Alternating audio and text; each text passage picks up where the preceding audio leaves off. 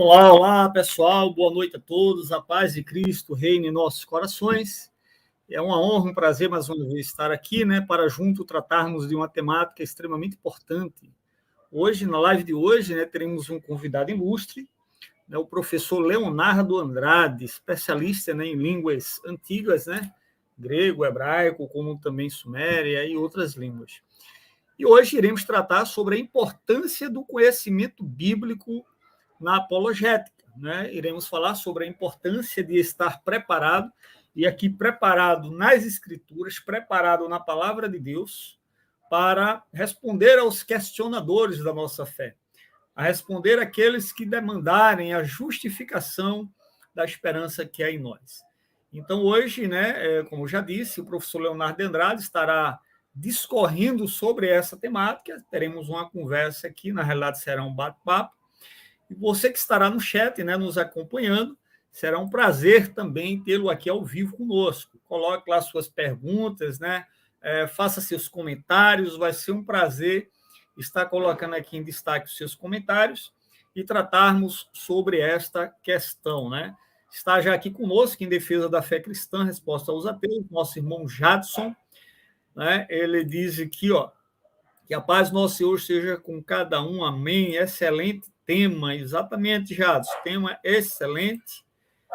Em defesa na audiência por aqui, o Michel Santos, boa noite, excelente tema. Prazer, Michel, tê-lo aqui conosco também. O tema, de fato, é um tema relevante. Hoje vivemos na efervescência do debate cristão, hoje, inclusive, na internet. Muitos ateus têm se levantado para questionar a existência de Deus e o valor da fé cristã e do Evangelho de Cristo. E hoje trataremos sobre esta temática, sobre a importância do conhecimento bíblico na apologética. Já está aqui comigo nos bastidores o professor Leonardo Andrade. Eu vou adicioná-lo à sala para que ele se apresente, e fale um pouco aí sobre sua trajetória como cristão, como professor. Em seguida, iremos entrar na temática da live de hoje. Professor Leonardo Andrade, boa noite, seja muito bem-vindo ao nosso canal.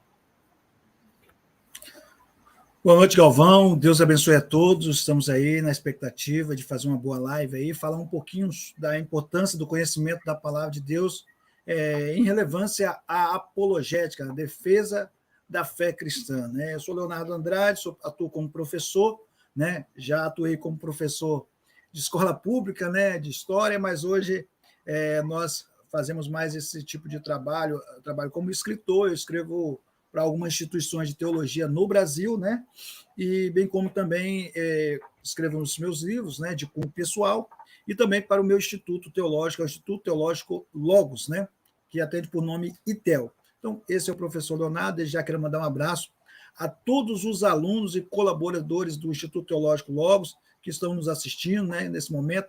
Não deu para divulgar, porque eu estou na correria aqui, mas Deus abençoe a todos. Amém, professor, amém. É uma honra tê-lo aqui conosco, para tratarmos sobre essa temática. O tema, professor, que a gente em conversa, chegou à conclusão que seria um tema relevante para tratarmos hoje, seria justamente sobre a importância do conhecimento bíblico na apologética. Por que esse tema, Me pergunta, Alexandre, fazer apologética pressupõe conhecimento das Escrituras. Então, por que esse tema? Por que ele é tão importante? Porque eu quis também trazer essa temática. Inclusive, o professor terá a oportunidade, no decorrer da live, mostrar a sua contribuição no que diz respeito a literaturas cristãs, onde o professor tem dedicado sua vida para escrever obras cristãs de relevância e de peso, que, de fato, é de extrema importância para aqueles que, além de estudar as Escrituras, querem se preparar no conhecimento da mesma para fazer frente aos movimentos que têm se levantado ante Deus, movimentos que têm batido de frente com a fé cristã e com o Evangelho de Cristo. Então, professor, eu observo que hoje está crescendo muito o número de irmãos ou cristãos que querem combater o ateísmo, o agnosticismo e tantos ismos que têm se levantado, mas quando eu vejo esses irmãos debatendo com esses ateus, agnósticos, céticos, incrédulos, o que eu observo é que, muitas vezes, ele traz tudo que é argumento, mas não cita as Escrituras. Coloca as Escrituras num plano secundário. Ou seja, o camarada entra para a live para falar sobre biologia, sobre astronomia, astrofísica, mas o cara não levanta o texto das escrituras. Às vezes fica naquela discussão quem mais cita artigos científicos do doutor fulano, do mestrando tal, e eu não vejo os camaradas abrir Bíblia, não vejo os camaradas citar as escrituras ou a palavra de Deus quando vai defender a fé que ele se fundamenta. Antes do professor falar, eu queria só fazer menção, por exemplo, a um texto, que é o texto áureo da apologética, que é 1 Pedro, capítulo 13, versículo 15. Nesse versículo, o apóstolo Pedro ele diz: antes santificai ao Senhor Deus em vossos corações, e estais sempre preparados para responder com mansidão e temor a qualquer que vos pedir a razão da esperança que há em vós. Uma outra tradução vai trazer a expressão santificai a Cristo como Senhor em vossos corações, e esteja sempre preparado para responder com mansidão e temor a qualquer que demandar a esperança que há em vós. Então, assim, são traduções diferentes, mas que, na verdade, trazem o mesmo sentido. E, às vezes, a palavra aqui está preparados para responder.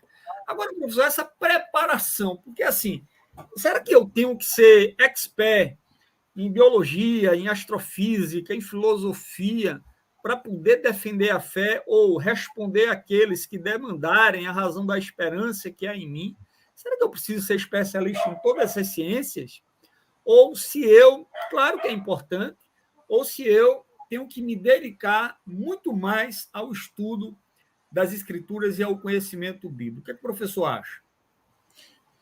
Então, Galvão, eu penso o seguinte: qualquer artifício que você somar a uma guerra é bom, mas desde já nós temos que entender que para você debater assuntos voltados à teologia, como é costumeiro para nós, né?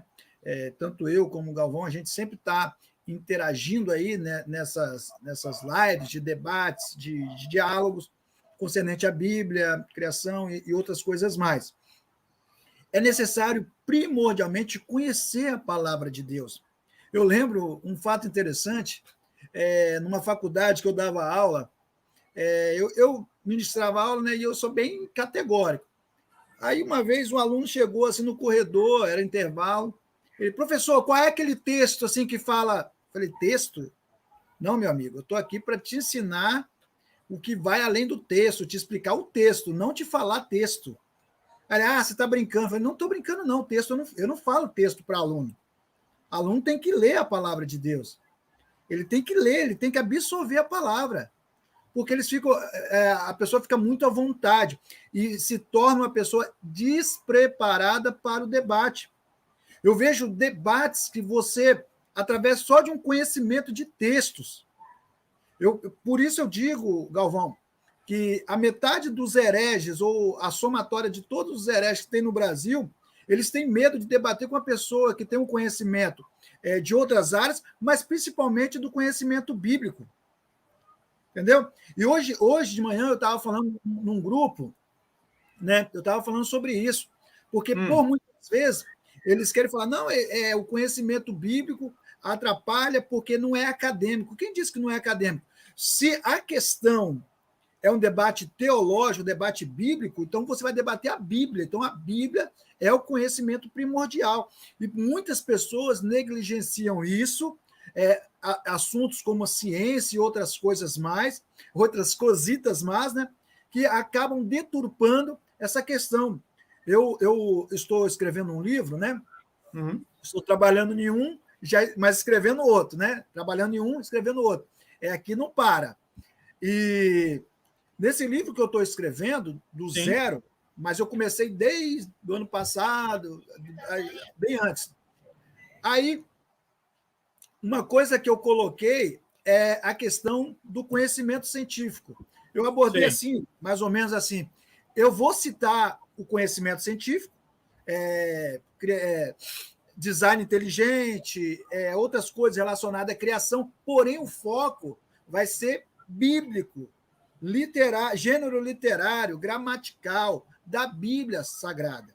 Porque nós vemos muitos defensores da criação, né, eu estou partindo para esse lado, lá do conhecimento, sempre querendo defender a criação de modo assim, a criação, segundo o Marcos Eberlin, que é um químico, a criação, segundo Adalto Lourenço, que é um físico. Eles são extremamente competentes no que eles fazem.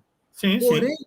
nós precisamos, no Brasil, uma defesa da criação ex nihilo, creatio ex nihilo, uma defesa bíblica, aonde a gramática, aonde o texto, o gênero literário vai te dar as comprovações que eu quero para mim, né? Eu escrevendo, temos duas linhas de criação, né? Que é a linha Gênesis é um plágio ou tudo tem uma origem comum. E eu saí fora dessas duas linhas. Aí eu pensei assim, até escrevi, será que não é um problema cognitivo da minha parte? Porque só eu estou pensando assim, até que eu me deparei com Alexander Heidel, né, que ele escreve Gênesis e a Babilônia, e ele vai escrever assim, um empréstimo direto.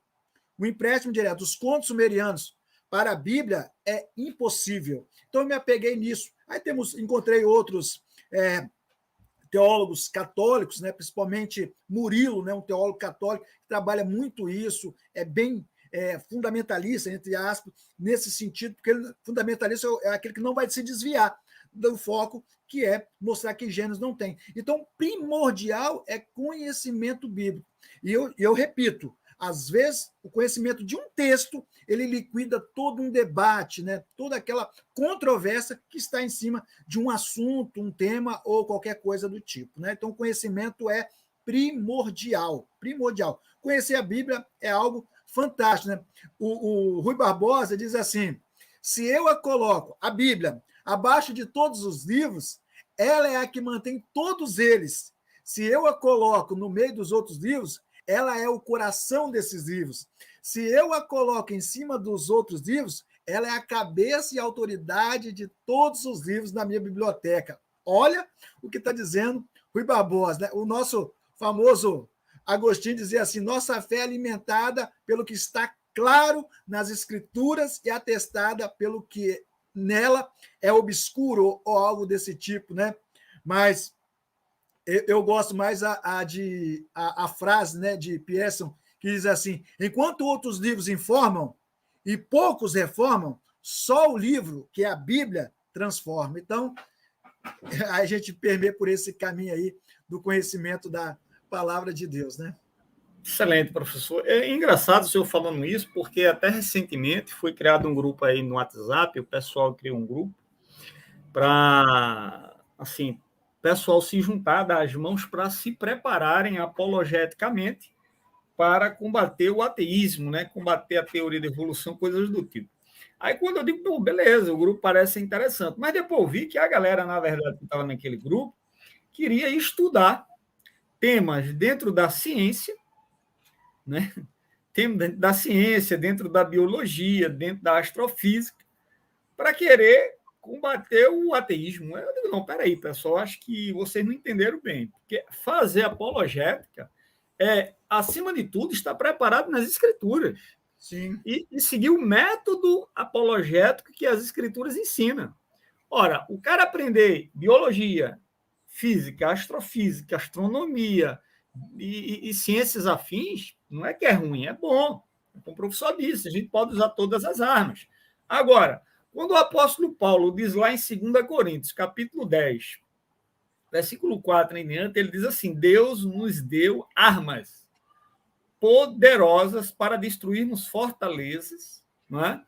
E colocarmos abaixo fortalezas e destruirmos todo o sofisma, ou seja, todos os argumentos falaciosos, destruirmos todos os sofismas e trazermos as pessoas cativas ao conhecimento de Deus. Então, assim, quando Paulo diz Deus nos deu armas poderosas, que armas são essas?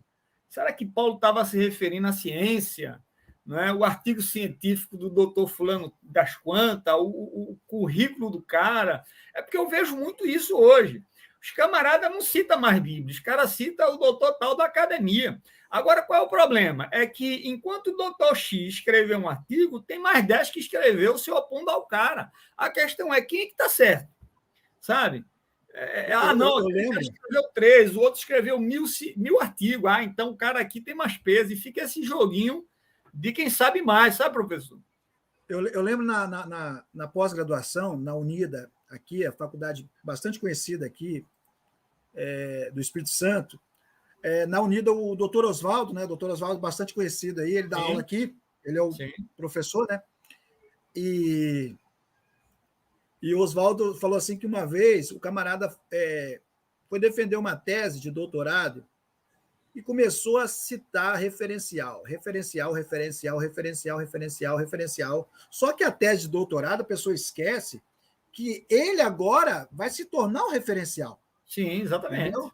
Agora, assim, ele não teve tempo para falar no artigo não é ele, porque ele tem que citar o referencial. Na monografia não é ele, é o referencial. Na dissertação também não é ele. Só na tese que ele vai se colocar. Aí o Oswaldo, mais ou menos assim, né? Eu estou parafraseando, ele falou assim, mas o que você acha? O cara engasgou, o cara não conseguia falar, porque ele só conseguia vomitar teóricos, referenciais. É aquilo que eu chamei a atenção de um rapaz aqui no estado do Espírito Santo, que ele, falando assim, você é muito muletado, você só anda de muletas, porque eu não sei qual é a sua tese, eu não sei qual é a sua teoria, o que você afirma como convicção, porque você não tem, porque só fala assim, segundo fulano, segundo Arnold Schwarzenegger, segundo Britney Spears, só isso.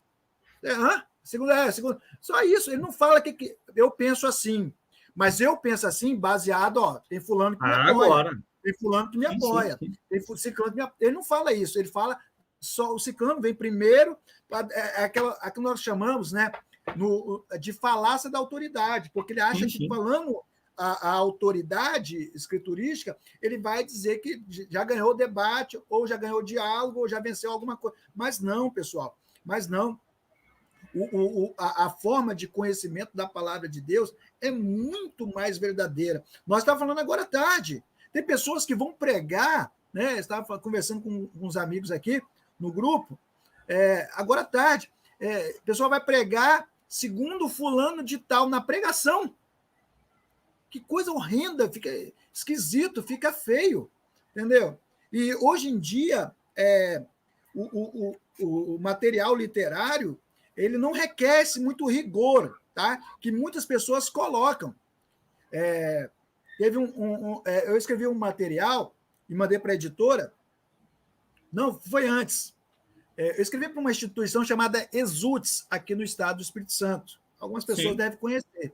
Ela é bem conhecida no Brasil todo. Ela é interdenominacional, não é só Assembleia de Deus. Eu escrevo muito para a Assembleia de Deus, mas essa é interdenominacional. Aí, eu escrevi um livro, se eu não me engano, foi Armatologia e Soteriologia. E lá tem que ser meio a meio mesmo, entendeu? Você vai falar de Calvino, fala até 50. Você vai falar de Jacó Armínio, mais Melancton, mais 50%. Não pode falar mais um menos outro, não. É puxar sardinha. Lá é bem neutro, né? E eu lembro que eu coloquei um monte de referencial, nota de rodapé, nota. E, rapaz, o diretor acadêmico falou assim, professor, você sujou o texto. Foi esse termo que ele falou, sujou o texto. Eu falei, como assim? Eu não entendi. Ele falou assim, é muita nota de rodapé. Isso atrapalha a leitura, o povo está lendo, mas você está colocando, isso não é um artigo, não. E as pessoas não sabem, Galvão, mas isso muda a cada dia. Eu já ajudei um amigo a escrever um artigo agora para a Unida, e eu coloquei aqui, um exemplo, né? Segundo Andrade, 2023. O orientador falou, tira o ano, não se coloca mais anos. Antigamente era só assim, não sei se você lembra. Sim. Então, é uma coisa que está mudando direto. Um livro é totalmente diferente. Um livro não se usa isso. Entendeu? O livro, nós não usamos esses requisitos, esse muito formalismo, tá? Você vai escrever um livro... Eu vi certas pessoas de livros aqui que ele coloca no livro de 14 por 21, né? Aquele livro pequeno, 14 por 21, ele coloca o espaçamento de 1,5. Meu Deus! Só para dar volume, né? Não é para dar volume, porque ele está tão apegado a artigo científico. As regras, né? que ele pega isso. E o recuo é de 4 centímetros. Não pode, no livro é diferente. Estou entendendo. No artigo, você está restrito a escrever 3 linhas de citação direta. No livro, não. Você pode escrever 10 linhas ali. Botando referencial já está bom demais. Entendeu? Só tem que tomar alguns cuidados em relação a referenciais, citações, né? Colocando da onde você tirou. Então, você tem que fazer. Então, o pessoal, às vezes, se apega muito a fulano de tal, né?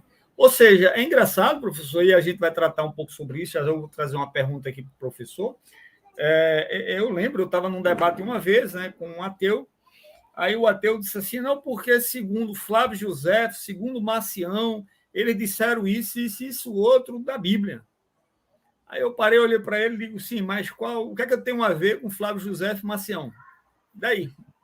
Eu disse, não, mas o cara disse isso. Eu digo, beleza, tá bom, tranquilo. Então você interpreta como texto, você. Aí ele, não, interpreta assim, assim, assim, assado. Eu digo, beleza. Agora, vê bem, deixa eu te fazer uma pergunta. Qual é o teu gabarito no que diz respeito à interpretação de um texto? Por exemplo, a Bíblia foi escrita no hebraico, no aramaico e no grego. Algumas partes no aramaico, maior parte no hebraico e no grego. Aí o cara assim daí. Eu digo, você conhece alguma dessas línguas? Aí ele, não. Então você já tem alguma dificuldade para fazer uma exegese do texto. Você aí já começa com dificuldade. Qual é a sua escola hermenêutica? Você é histórico gramatical, você é histórico crítico, você é alegórico. O cara não sabia nem o que eu estava falando. Aí eu digo, tá bom, colega, você é leigo nesse assunto, tá bom. O meu professor de hebraico, ele é doutor em hebraico. O cara estudou em Israel, o cara é sumidade, doutor Paulo Brasil. Deixa eu fazer uma pergunta para você. Por que eu tenho que aceitar a sua interpretação e não a interpretação do doutor Paulo Brasil? Por que a sua é melhor? Me diga. Se você mostrar que a sua é melhor e me dar as razões, talvez eu fique com você. E o cara não tinha razão, o cara estava simplesmente sendo papagaio de presépio, repetindo o que ouviu alguém falar. Então, assim, não é que o cara não possa fazer referência ao pensamento de outro. No meu ver, pode. Contanto que ele diga, ó, segundo o doutor fulano de tal, pensa assim, assim, assado, eu concordo com ele por causa disso, outro, e isso de alguma forma casa com aquilo que eu defendo. Beleza. Agora, cita o cara, mas não sabe nem do que o cara está falando, velho. Não, tem um artigo científico, o cara cita, mas não sabe nem que artigo é, às vezes. Eu entrei numa live, eu estava conversando com uma pessoa, que não vou citar o nome dele, mas o Michel já citou o nome dele aqui. Sim. Eu estava na live com ele, mas assim, eu não estava, eu estava na minha casa, eu estava fora da minha casa. Então, sim, eu estava com Wi-Fi, né? Aqui eu estou com Wi-Fi, aqui pode vir, se ele pedir para fazer aqui, eu faço aqui agora. Entendeu? Mas eu também tenho que ficar atendendo ninguém também, né? Herege, não. As vontades loucas de herege, não. Mas aí ele pediu para ler lá, na hora até congelou, eu tirei até um print congelado, mas isso aí não adianta você explicar essas coisas, porque o herege acredita no que ele quer. Aí passou, rapaz, a internet ficou boa, eu tive um outro. Aí o outro falou bem assim, não, segundo a citação de Carlos Augusto Vailate, no artigo dele, tal, citou o artigo, eu falei assim, o que ele fala nesse artigo? Gaguejou, Galvão. Não, explica para mim até. Não soube explicar a tese dele. Eu falei assim, quer saber, com todo respeito, você não leu a tese do Carlos Augusto Vailate. Você está citando ela e acha que é isso. Um outro, falando sobre Gilgamesh, Atarrás, ele vai falar Atarrás e Gilgamesh. Atarrás tem um livro sozinho, Atarrás é citado em Gilgamesh, mas nós temos Ilsudra, Utnapishtim, todos esses são... tem um aí que já adivinhou aí. Tem um aí, todos esses são Noé. Então, tipo assim, você vai ficar com quem? Então, não é só falar, pessoal, falar, vou falar que é assim, pronto, e acabou. Não, você tem que ter o conhecimento, entendeu? Ter o conhecimento é a melhor coisa que existe, entendeu? Rapaz, eu lembro uma vez, eu estava numa livraria aqui de Recife, né, uma livraria cristã, aí tinha um rapaz lá, estava eu e estava conversando com um pastor amigo meu, esse pastor, ele é canadense, né? E ele é professor, né, de seminário, ele ensina num instituto reformado, internacional, o cara é uma sumidade. E ele estava com a Bíblia aqui debaixo do braço. Oi. Galvão, antes Oi. de você começar, coloca esse comentário aqui, último aí, ó, do Codreano. Olha o que ele está falando aí. Fala, professor Leonardo. O que falar de certas pessoas que não conhecem o professor Peter e quer falar de aramaico no Brasil? No Brasil, eu estou acrescentando, né?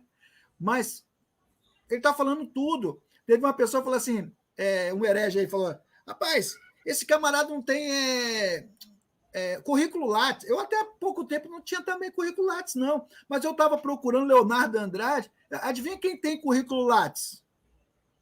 Meu filho de 14 anos. Meu filho de 14 anos foi medalhista da UBMEP, Olimpíada de Matemática, né? E ele fez programa de iniciação na UFS, que é a Universidade Federal aqui no Espírito Santo, e tem lá. Eu não sei se eu perguntei ele, mas eu acho que ele nem sabe que tem. Ou seja, isso não significa muita coisa, né? Não significa, assim, ele não tem, assim, meu filho é muito qualificado, é uma pessoa muito dotada do conhecimento da matemática, entendeu? Português, ele está começando a se virar também, mas ele não tem uma vida formada, entendeu? O Peter é um camarada que você conversa com ele fala do Oriente, o povo do Oriente, de uma forma magistral. Então, tipo assim, eu estudei 4 anos com o Peter, entendeu? Ele já começava falando, Lô, deixa eu, Lô, Medem, você não entendia nada, você tentava repetir, entendeu? E sempre te corrigindo, até no final, ele sempre corrigindo. Teve uma época que ele falou para mim, Leonardo, eu não tenho mais nada para te ensinar, entendeu? Eu falei, não, vamos ficar aqui, entendeu? Ele começava a falar do Oriente, era coisa assim, fantástico mesmo. Ele falando de raquia, né, que é no hebraico, raquihor, que é no aramaico, ele falando sobre um lençol que os assírios acreditavam que era um lençol, esse lençol era costurado, quando houve o dilúvio, descosturou, caiu. Mas é uma coisa assim, ele vai explicando de uma maneira fantástica. E quando eu falei que o meu professor, o pai dele, era diácono na igreja síria, lá de Jerusalém, ele segurou o rolo do Mar Morto na mão, os rolos do Mar Morto na mão. E, assim, aí as pessoas tiram sarro, o cara gravou um vídeo assim, segurando o rolo, entendeu?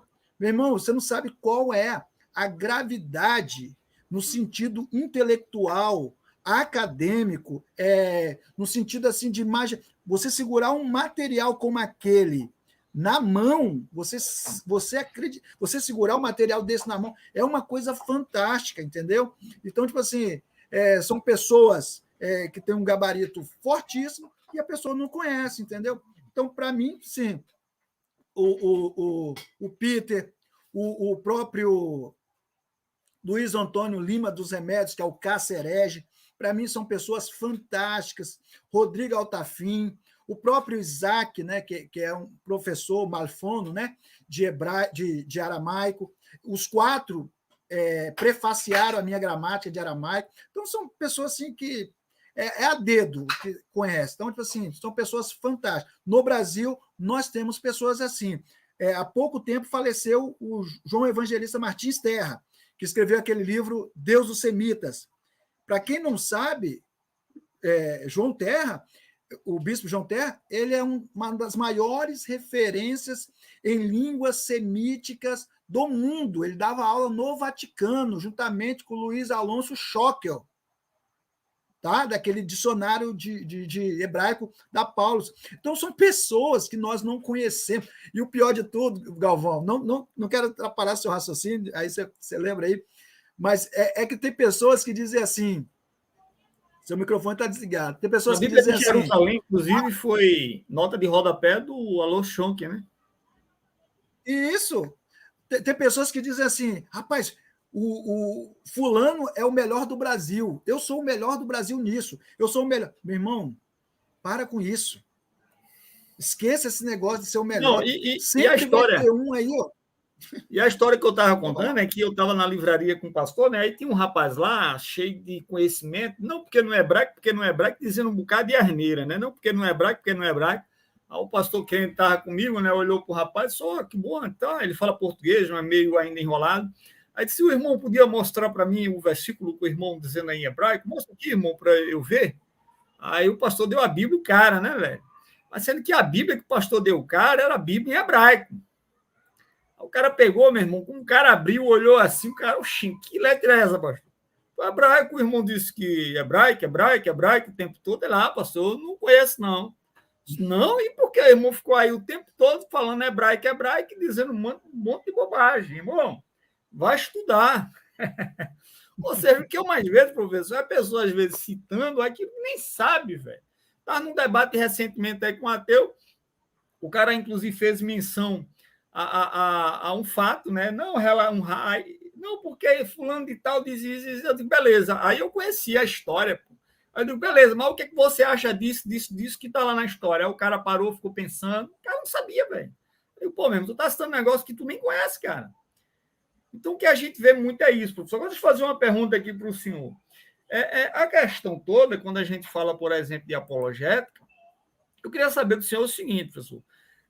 Quais são os principais elementos do conhecimento bíblico que os apologistas devem dominar para poderem responder efetivamente às objeções e desafios? Sei lá, línguas originais, será que isso é indispensável? Hermenêutica, conhecer um pouco da exegese? Só podia comentar ou dar alguma direção aos cristãos do que é necessário a gente estudar, dominar, para a gente ter o mínimo de capacidade para responder de forma efetiva e eficaz objeções e desafios que são levantados aos cristãos. Eu queria que o senhor falasse um pouco sobre isso. Deixa eu só pontuar uma coisa. Primeiro, exegese é uma coisa, hermenêutica é outra. Né? Sim. Aqui no estado aqui do Espírito Santo tem algumas pessoas que dizem fazer exegese. Eu falo que eles não fazem exegese, porque para fazer exegese tem que conhecer um pouco da crítica textual, e para conhecer crítica textual, originais é fundamental. Se você não sabe o que é a letra Aleph, Beit, Gimel, Dal, não sabe o que é isso, meu irmão, esquece. Então você não faz exegese, você faz uma interpretação, ras, seria uma hermenêutica assim, bem leve, né? Então, primeiro de tudo, eu lembro de um amigo que ele falava bem assim, cultura só se adquire de 3 formas. Cultura, agora eu estou falando do lado do conhecimento. Ou você é bem lido, ou você é bem estudado, ou você é bem viajado. Bem lido, bem estudado ou bem viajado. Meu irmão estudou até a 5ª série, ou 6ª, não me engano. Não teve oportunidade de fazer uma faculdade. Mas meu irmão conhece o Brasil todo. Por quê? Meu irmão trabalha com caminhão, ele é caminhoneiro. Ele é bem andado. Entendeu? Tem gente que é bem lido, né? Lê muito. Tem outros que já estudam muito. Entendeu? Então, primeiro, você tem que optar por alguma coisa, um rumo, um norte. O que você vai fazer na área da apologética? Você vai estudar o quê? Seja especialista em uma coisa só, não queira ser especialista em tudo. Desculpa, mas não queira abraçar o mundo da apologética. O cara ofendeu o Galvão ali, eu vou proteger Galvão, mas esse assunto eu nem entendo. Entendeu? Eu poderia entrar em alguns assuntos como ciência, porque eu já fui enfermeiro, né? Eu poderia entrar com mas não entro, eu acho assim, eu me desenvolvo mais em outra área. Então, primordial é você optar por uma área, leia muito a Bíblia e conheça os originais. Nunca despreze os originais. A Bíblia, o seu original, né? Uma parte dela foi escrita em hebraico, né? Grande parte do Antigo Testamento, poucas partes em aramaico, né? E o Novo, quase que completamente, em grego. Então, essas 3 línguas, né, esses 3 idiomas, são fundamentais para a área apologética. Quando eu digo apologética, é aquela apologética bíblica, né, onde você vai analisar o texto e precisa conhecer o Sitz in Leben. O que é Sitz in Leben, professor Leonardo? É o contexto do contexto, o contexto, você precisa conhecer o contexto. Então, a língua é fundamental. Outra coisa que você precisa conhecer, que eu acho que é primário, até mais do que o idioma, a cultura da época. Para você interpretar um texto, é necessário conhecer a cultura na qual o escritor escreveu aquele texto. Nós denominamos cultura de texto ou cultura de um povo de etiologia. Antigamente, né, eu tenho um livro aqui de Félix Garcia, que é Antropologia Cultural, ele chamava de etnografia. Hoje já mudou, é etiologia. A etiologia ela estuda a ciência dos costumes. Então, você tem que ensinar qual é o costume. Então, baseado nisso, você vai ter como é que eu vou dizer? Um aparato melhor, um conhecimento melhor do texto. Charlier, que é um referencial teórico na área de hermenêutica, né? Junto com Paul Ricoeur, né? Vamos falar aqui dos referenciais. Eles vão dizer assim que conhecer o idioma é como um grão de areia, mas conhecer a cultura é a sua totalidade. Então, a cultura prevalece. Só abrindo um parêntese, professor, rapidinho. O senhor falou essa questão e a gente vê que muitas vezes num debate entre cristãos e ateus, muitas vezes os cristãos pegam um texto, fazem uma interpretação totalmente errada porque desconhecem cultura, desconhecem todo o contexto histórico daquela região e daquele momento histórico, e às vezes o cristão que está no debate não sabe responder aquele desafio que o ateu está trazendo para ele, porque não conhece não só línguas originais, mas não conhece a questão cultural do povo ao qual a Bíblia está se referindo, ao contexto histórico e coisas do tipo. E ele fica perdido e termina aceitando até como se o ateu tivesse certo no argumento dele. Eu fui um tempo atrás, eu fui numa igreja lá para o lado do Paraná, em Apucarana, e eu falei sobre as 10 virgens. Sim. E eu expliquei no sentido cultural ali, que as damas de honra, as virgens ali eram as damas de honra, então não seria propriamente a noiva. Então, propriamente, descartei totalmente ser a igreja. Então, descartei totalmente falar de arrebatamento no texto. Então, não era arrebatamento. Entendeu? Aí, rapaz, mas isso deu um rebolê. Eu acho, né? Não posso dizer. O pastor Teme Lima disse que eu fui um pioneiro, né? Sobre essa tese, né?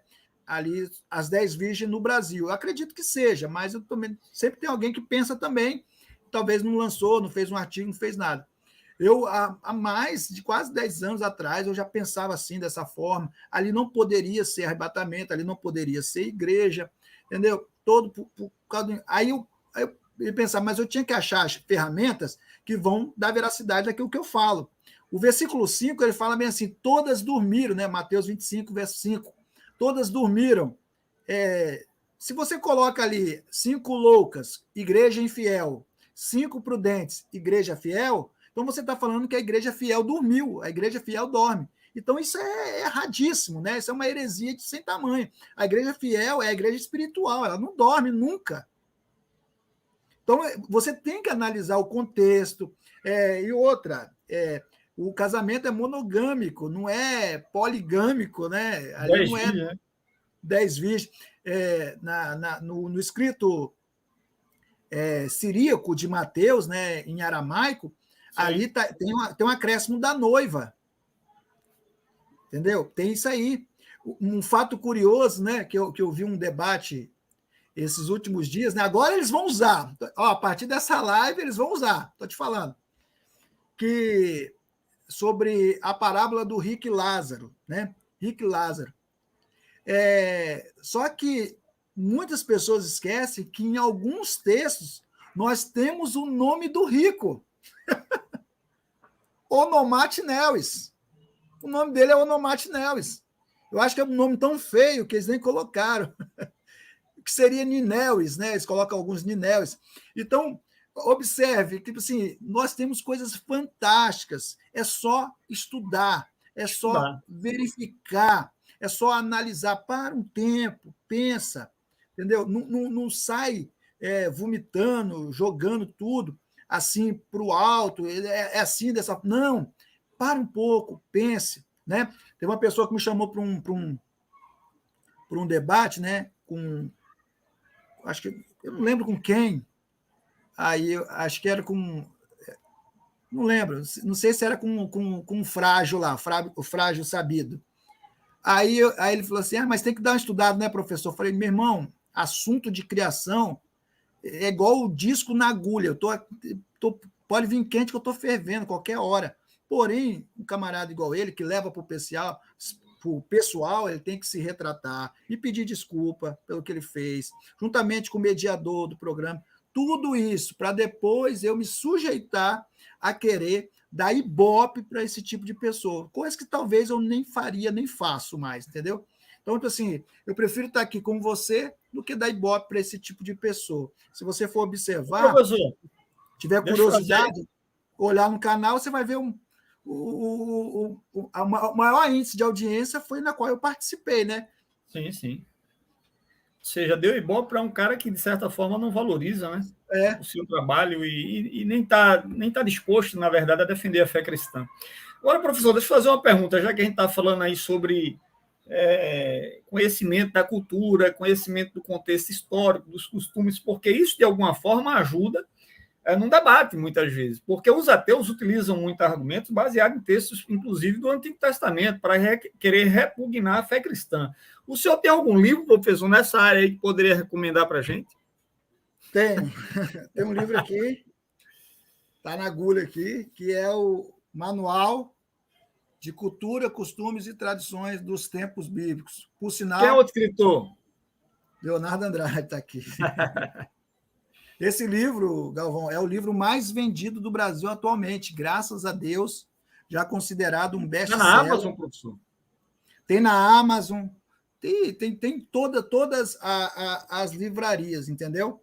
Então, esse livro está em todas as livrarias, cujo hoje, né, eu recebi uma mensagem do dono da editora falando que brevemente também estará na Livraria Paulus, em todas as livrarias Paulus também vendendo. E esse era o meu sonho, de fato, meu sonho de consumo. Eu consumo muito livros da Paulus, porque minha área sempre foi história, né? Eu sou professor de história. Eu gosto muito, eu tenho vários livros da Paulus.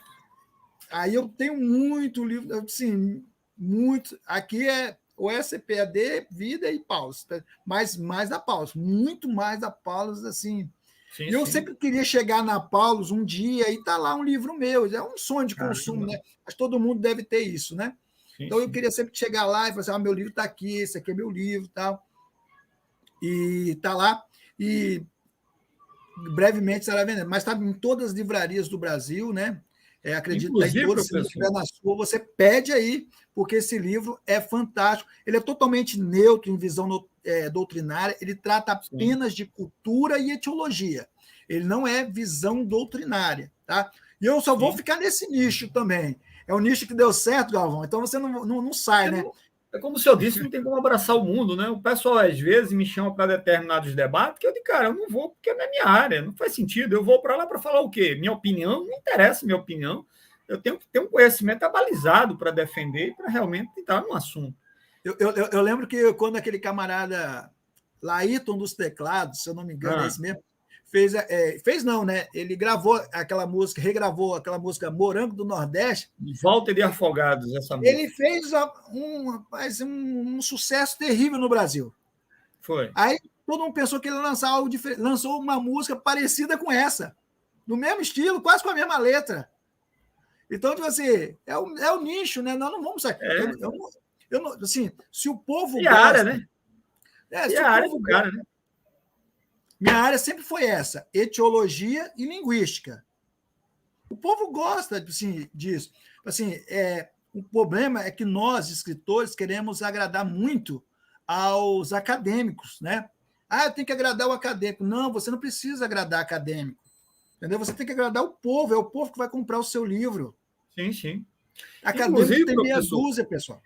Inclusive, depois eu quero conversar com o senhor no privado, o senhor me dá algumas direções aí com relação à editora, livro, essas coisas, porque, inclusive, eu estou escrevendo uma obra que pretende, né, ela vai ser um pouco volumosa também, que é respondendo às 100 maiores objeções ateístas. né, onde eu vou trazer a objeção em termos silogísticos, depois eu vou fazer uma análise lógica, e depois responder, né, e mostrando onde é que está o erro nas premissas, no argumento, trazer uma resposta apologética. Então, o desafio é grande. Na realidade, já está em andamento, né, eu estou escrevendo essa resposta a essas objeções ateístas, e pretendo futuramente lançar aí, né, respostas sem maiores objeções ateístas. E vou precisar de um apoio e uma direção do senhor também, viu? Ó, uma questão aqui, ó, o cara disse, né, Codreano, esses dias um sabido, kkkk, não sei a quem ele está se referindo, disse que tinha lido a Suma Teológica pela metade. O cara não sabia nem o que era lógica. Ou seja, irmão, a Suma Teológica, inclusive, foi um livro que foi escrito para os iniciados, lá na época, o Tomás de Aquino. No entanto, hoje é um livro que o pessoal pega e não entende, porque aí vem a questão, o contexto era outro, né? Lá na Idade Média, os camaradas escreviam em latim, o negócio era pesado lá, né? Deixa eu ver outra aqui. De novo, é numelist, né? Os acadêmicos apenas concordam que vieram da mesma fonte, deuses, não podem ser criados além dos problemas do politeísmo que o Agostinho comentou no século III. Não entendi bem aqui o que ele quis dizer, né? Mais uma. Live. Sem ter bagagem intelectual, Deixa eu ver. Eu queria algumas perguntas, pessoal. Vocês trazerem pergunta aqui. Aqui, trouxeram aqui, né? Deixa eu ver aqui. Está aqui. Professor Leonardo, isso aqui é o Jados. Quais são as implicações de se rejeitar a doutrina da inerrância bíblica? Muitos dizem que a Bíblia tem erros históricos e científicos por contrariar a visão secular e naturalista. Uma pergunta relevante, professor. E aí, o que o senhor acha? Primeiro, para você debater, vamos supor, é uma discrepância terrível, né? Você vai debater Bíblia, só que você não acredita nela. Esses ateus, esses agnósticos, eles são... Não, tem assim, cara dizendo que é cristão com essa conversa aqui. Ele não acredita na palavra, ele não acredita que ela é inerrante, e ele acha que... Eu sou do pensamento assim, o erro está em nós. Entendeu? O erro está em nós. Porque eu acredito que o texto está ali. Teve uma pessoa que disse assim, professor, eu vou debater Trindade no Vejam Só. E eu vou falar que a Trindade ali em Gênesis 1. Aí eu falei, não faz isso, não. Não fala que tem Trindade ali, não. Aí ele, mas não é Trindade? Eu falei, não faz isso. Prova apenas que é plural. Só isso e nada mais. Sim, aí você parte para Gênesis 1, 26, é plural também, nasce, no cortativo, primeira pessoa, do plural. Depois você vai em Menu 3, 22.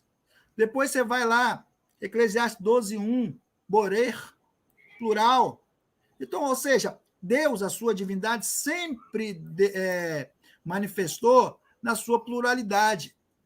Aí, essa pluralidade, você vai entender a partir do Novo Testamento, ou Brit Hadashah, que os judeus chamam, de ser uma trindade. Eu, Jesus, rogarei ao Pai e enviará outro Consolador, 3 pessoas. Aí você pode afirmar, nesse tipo de alegação.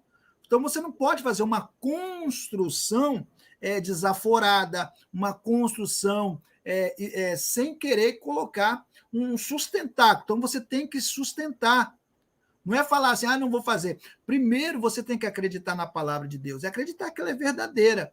Então, a maioria dos erros, Galvão, não está na Bíblia, está propriamente na nossa interpretação. Por que é Bemidibar e não Bamidibar? Por que não é Barishon ou Barishit e é Bereshit? É porque, se você não sabe responder ou nem tenta, só fique com uma coisa, é porque talvez você não alcançou ainda aquilo que é o entendimento do texto. Mas não venha falar que o texto foi escrito errado, é você que não teve essa interpretação ainda. Entendeu? Ou talvez não buscou. Então, o texto não está errado, quem está errado somos nós. Entendeu? O erro está em nós, porque o livro é sagrado, e ele já foi provado várias vezes, inúmeras vezes, que ele é sagrado, entendeu? Que ele é verdadeiro. Fizeram uma análise, né, entre o livro de Isaías, né, que foi achado na Caverna 11, né, e juntamente com o livro de Isaías que nós temos hoje, para ver se tinha muita discrepância, né, muitos erros, coisas longe um do outro. Assim, não tem quase nenhum erro ali textualmente. Então, você vê que eles tudo se concordam, né? Então, é um texto verdadeiramente fantástico. É um texto fantástico. Então, o que você tem em mãos, né? Você pode ficar sobremodo tranquilo, porque o que você tem em mãos é um texto verdadeiro, um texto verdadeiro, não é um texto falso, não é um texto, como é que eu vou dizer, frustrado. Né? Tem algumas pessoas foram na internet e falaram: a nossa igreja criou a Bíblia Sagrada. Não, igreja nenhuma criou a Bíblia Sagrada, porque até do Antigo Testamento você tinha um dos textos mais antigos, era do século X, século IX, século X, que era o Códice de Alepo e o Leningrado. Esses dois eram considerados os mais antigos que tinha. Porém, quando achou os manuscritos de Qumran, que tem uma datação de 200 a.C., isso caiu por terra. Entendeu? Isso tudo caiu por terra. Então, você tem um texto que data antes de Jesus Cristo. Meu irmão, isso é fantástico. Isso é assim, coisa de... Eu falo, coisa de outro mundo. Para mim, isso é coisa de outro mundo. Não tem coisa igual a isso que nós temos em mãos. Então, o texto que você tem é verdadeiro, entendeu? E você precisa acreditar nisso, você precisa reconhecer nele a verdade, saber que ele tem isso aí. Então, essas comparações todas pode fazer em qualquer momento, que sempre vai dar a Bíblia como inerrante. Só um fato interessante, que até hoje, dos materiais encontrados pela arqueologia, pelo que foi encontrado, apenas 10% da região do Crescente Fértil foi escavada. Apenas 10%. Então, nós temos 90% daquela região que não foi escavada. Então, é muita coisa que não foi escavada. Então, tem muita coisa ainda para se descobrir naquela região ali. Professor, inclusive, eu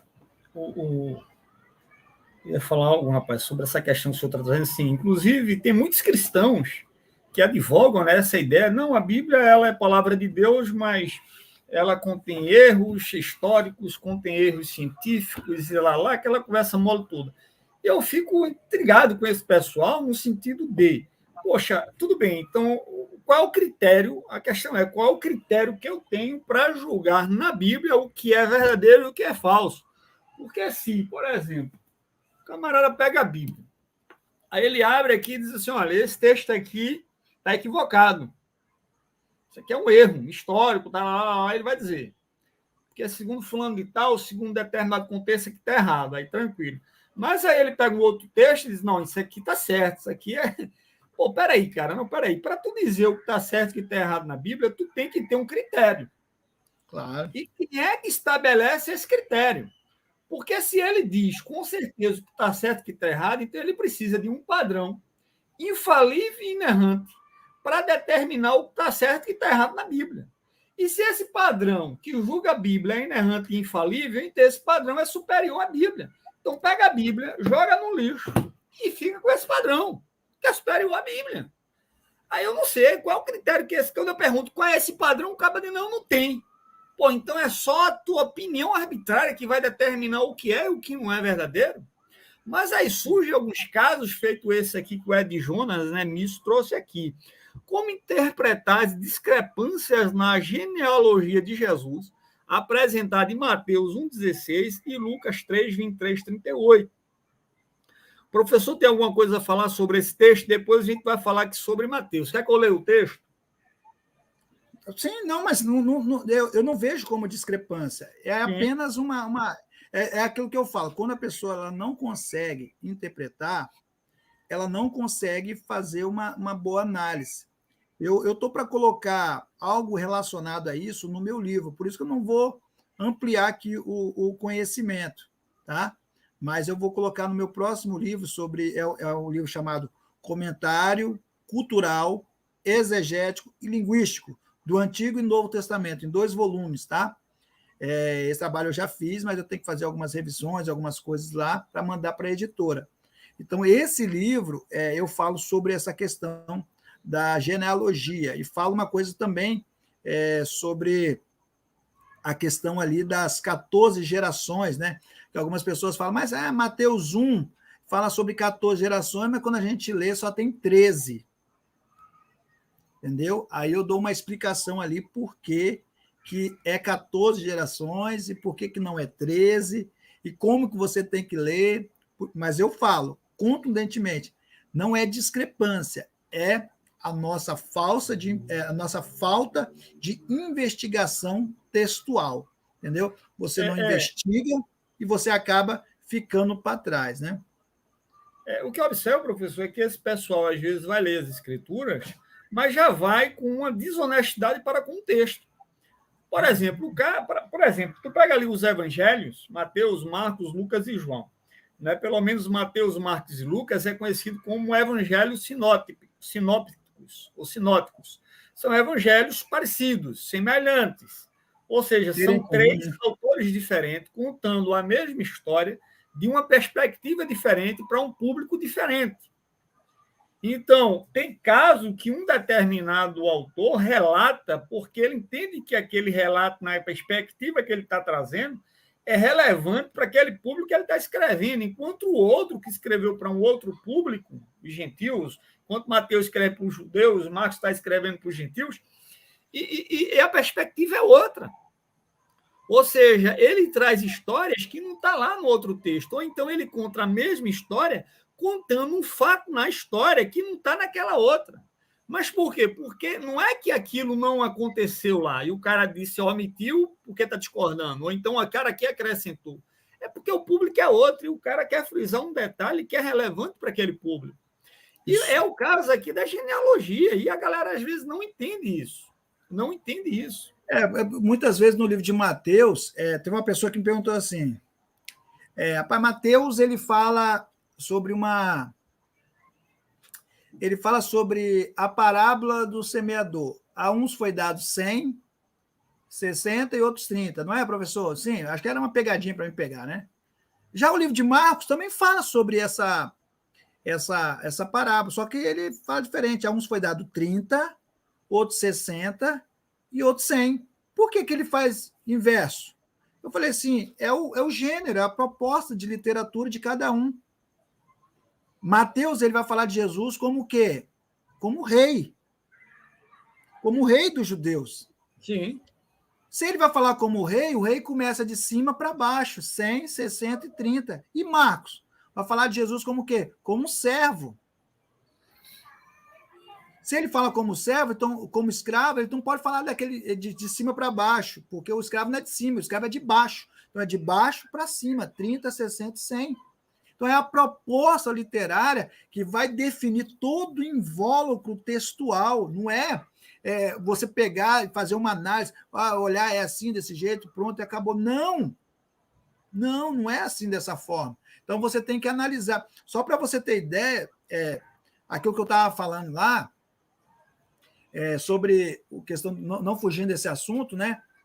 Mas sobre o livro de Isaías, foi achado 107 diferenças ortográficas. Só 107 diferenças ortográficas. No material de 200 a.C., comparado com o dia de hoje. 107 só. Entendeu? Adição do VAV conjuntivo. Adição do VAV. Ou seja, ele foi adicionado no texto, mas no nosso texto não tem. 16 vezes só. Falta do VAV conjuntivo, 13 vezes. Artigo, que é o re, adição ou omissão, 4 vezes só, 4 vezes, meu Deus. Diferença entre consoantes, 10 vezes. Letras faltantes entre um e outro. Entre o achado de 200 anos antes de Cristo e o de hoje, hein? Letras faltantes, 5 letras só, Galvão. Diferenças entre números, 14 vezes. Diferença em pronomes, 6 vezes. Diferenças em formas gramaticais, 24 vezes. Diferenças em preposições, aí você tem o lamed, você tem o kaf, você tem o beit. Aí você tem o quê? 9 vezes só essas diferenças. Diferentes palavras, 11 vezes. Omissão de palavras entre um e outro, 5 vezes. Adição de palavras, 6 vezes. Diferença de sequências, 4 vezes. Meu Deus, tudo é muita coisa, Galvão. Olha só, entre um texto 200, nós não temos quase que diferença nenhuma. E é interessante, para quem viu, né, para quem ama a apologética, já deve ter visto o debate entre Bart Ehrman junto com Daniel Wallace. É interessante que, quando eu vi aquele debate, o Bart Ehrman ele iniciou a sua fala falando 1 hora. Eu pensei assim, meu Deus, eu vou continuar crendo, mas esse camarada aí pegou pesado. Ele fez um monte de citação de erros. Os erros são gritantes do Novo Testamento. Os erros são gritantes, os erros são gritantes. Aí ele vai fazer o quê? Ah, mas esse monte de erro, tal, que não vai fazer. Aí eu falei assim, não tem mais jeito, não tem saída para o que ele falou. Daniel Wallace pegou, após a fala, e disse assim, todos esses erros são importantíssimos para o credo, para acreditar no Novo Testamento. Isso mostra que ele não foi elaborado de uma mão só, ou seja, de várias mãos. Ou seja, um copista copiou do outro, de um material verdadeiro. É interessante que ele falou assim, toda a faculdade de História, eu estudei História, né? Você vai estudar Homero. Homero tem quantas cópias? Não sei se você sabe, Homero tem 600 cópias só. E ninguém questiona, né, a existência do cara, ninguém questiona, Homero. A Bíblia tem quantas cópias só do Novo Testamento? Já estamos chegando a quase 6.000 cópias do Novo Testamento.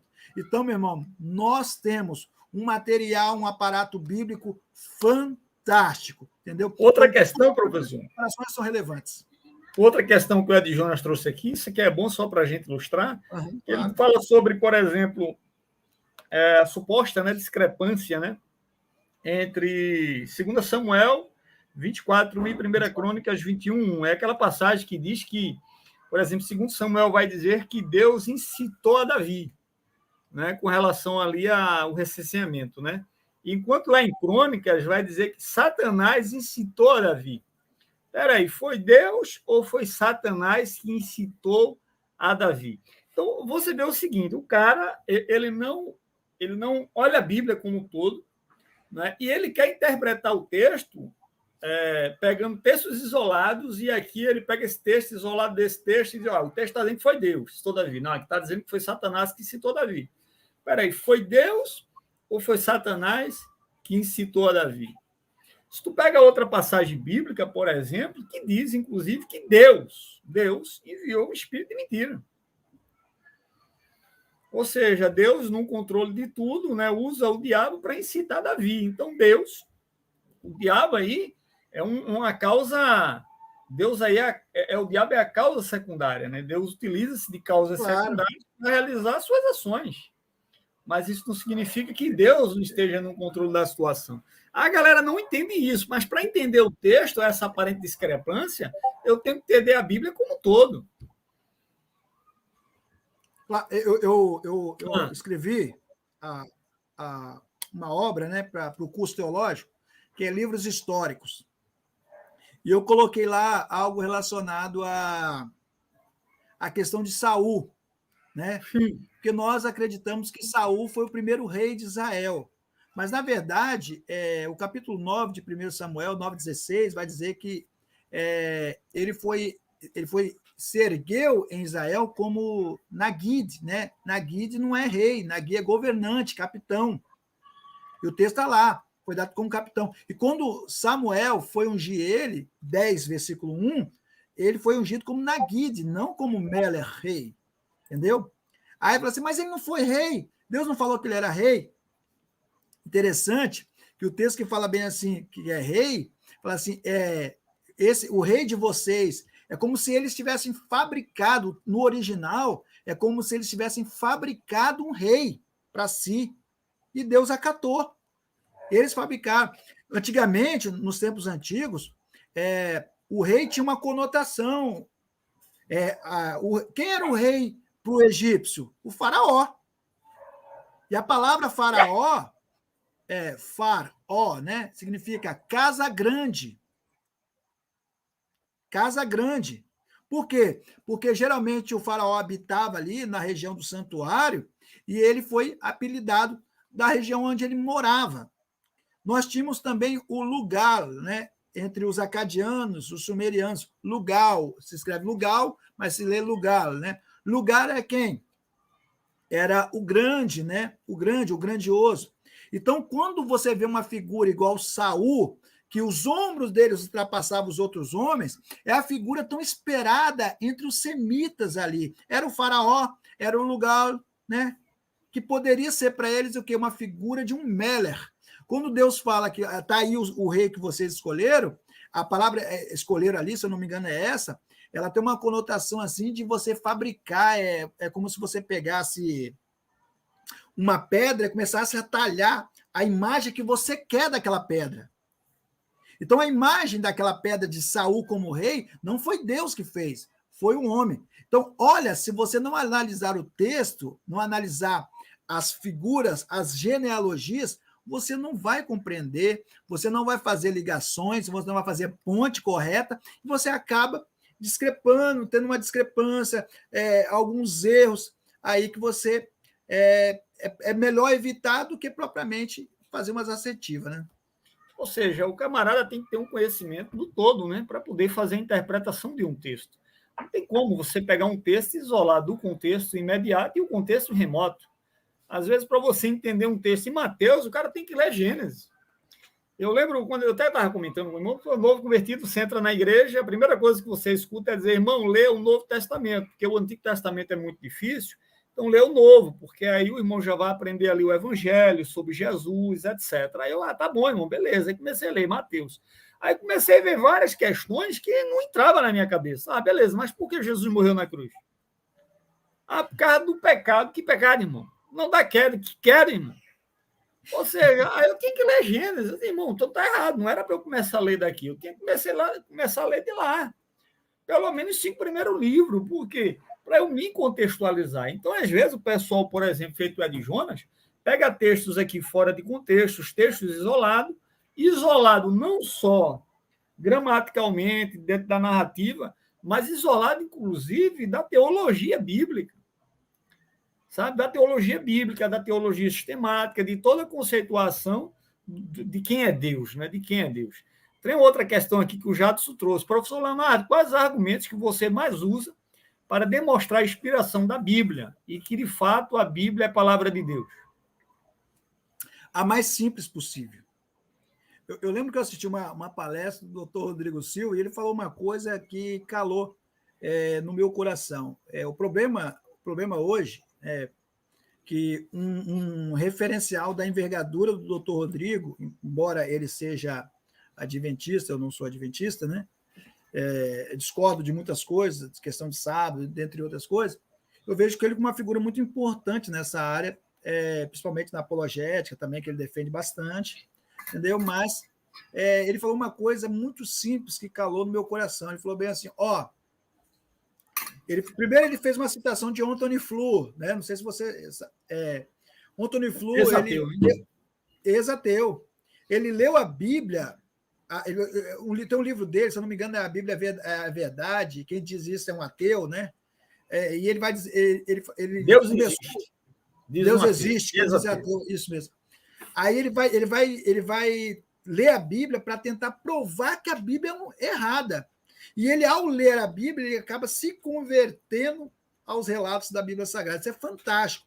Tem também o George McDowell, Lee Strobel, todos eles eram ateus e se convertem depois de tentar mentir a Bíblia, né?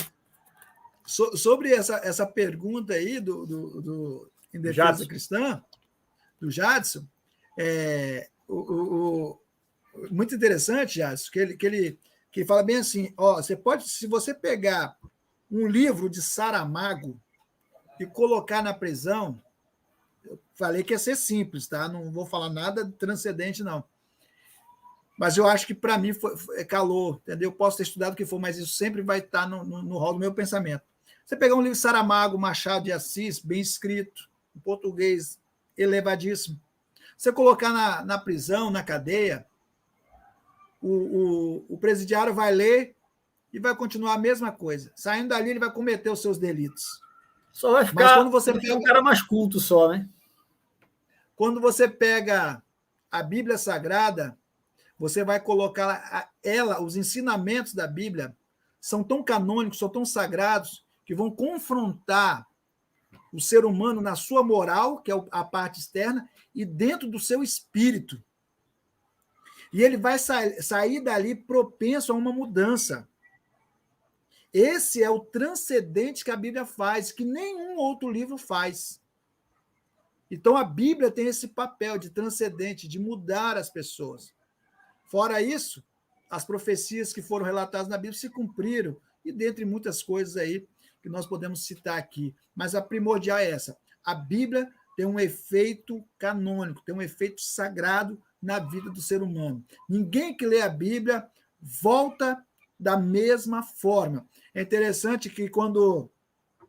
E a Bíblia é quem? O próprio Senhor Jesus, né? Estava vestido de uma veste salpicada de sangue, e o nome pela qual se chama é a palavra de Deus. Aí eu uso uma analogia, né? Quando os magos ali do Oriente foram ver o nascimento do Salvador, aí o Herodes falou assim, vocês voltam para me dizer, para que eu possa adorar também. E o texto de Mateus vai dizer assim, que eles não retornaram pelo mesmo caminho. Olha que interessante. Quem encontra com Jesus não volta pelo mesmo caminho que estava. Então, nós que um dia andamos errantes, quando se encontramos com a palavra de Deus, não vamos voltar no mesmo caminho. Se voltarmos, não será da mesma forma. O texto diz assim, instrui o menino no caminho que deve andar, para que ele não se desvie dele. Mas se desvia de quê? Do caminho? Não, ele se desvia da instrução. Porque tem um monte de gente aí que está preso porque ele se desviou do caminho. Mas ele está lá dentro do presídio e está dizendo assim, minha mãe sempre me ensinou que não era para me roubar, que não era para me matar. A instrução está nele, sempre. E a Bíblia tem essa capacidade de impregnar. Né? Os fariseus perguntaram a Jesus, né? Vem cá, mas como é que tu prova aí que a doutrina que tu prega realmente é vinda do céu? Realmente é vinda de Deus. Aí Jesus diz assim, os caras acharam que Jesus ia dar uma resposta, né, filosófica, profunda, teofilosófica. Jesus diz assim, é simples, cara. Vocês querem saber se a doutrina que eu prego realmente é verdadeira? Se queremos. Então fala o seguinte, pratica a doutrina. Pratica a doutrina, aí você vai saber se ela é verdadeira ou não. É como se eu estivesse dizendo, ao praticá-la, vocês vão ver a diferença que ela vai fazer na vida de vocês. Aí a história é outra. Né? Então, os camaradas, às vezes, querem uma resposta mirabolante. Né? O Ed Jonas, com relação a isso, diz assim, bem, como ainda existem pessoas que continuam a acreditar em Deus devido a uma fé cega e sem fundamentos, no puro proselitismo, mas isso ele diz aqui, ou dependendo de como ele lê, né? Pode virar um baita de um ateu. Há relatos de pessoas que dizem ter virado ateus depois que leram e estudaram a Bíblia. Ed Jonas, isso aí é o que eles dizem, mas, na verdade, eles já eram ateus. Eles já odiavam Deus. Né? Eles não queriam, na verdade, ler a Bíblia para aprender ou para querer realmente e respeitar as Escrituras. Não, eles agem desonestamente. Pegam a Bíblia e interpretam de forma diferente. Por exemplo, o Lee Strobel, ele era